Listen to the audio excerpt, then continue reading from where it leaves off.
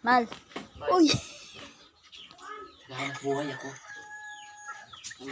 Ang mahal ng mga bilihin. At saka Ba't ka ganyan ka? Ba't sinuot mo na namin yung damit ko? mainit. Hindi ako komportable sa damit.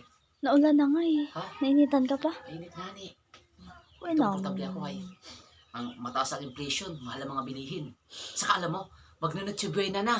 Kailangan natin ng 500. Para sobra-sobra. Panghanda. Kung narating ng Oh, nutsubuena. huwag ka masyado mag-yoko. Baka hindi mo makita. Nakatabo naman yan. Sexy mo talaga. Dapat nagsasayaw ka eh. Ang ganda-ganda ko talaga ay.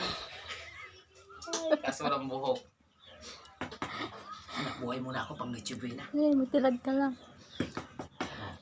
Umorder na kayo sa amin ng steak dito sa Tuban. Kontakin nyo lang si G sa Malakad.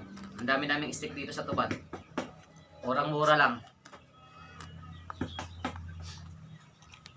Sexy ayo. Talaga naman. Hindi ka kabagin? Habang nagkakape, no? Ha? Ha?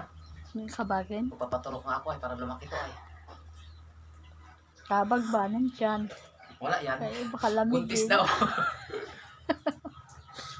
Baka gumalaw yung baby dyan. Ay wala pang bibi yan. Ano pa lang to? 2 buwan. 2 buwan pa lang. Habang nag-aulan, maghahimay ako. Para may pang nitsubi na tayo. Yung 500 nga ni, pagkakasyahin. Dali na nakag-stick ah. Kabagal ay. Ha? Kabagal mo. Wala nga, nagpa-practice pa nga lang nga ni.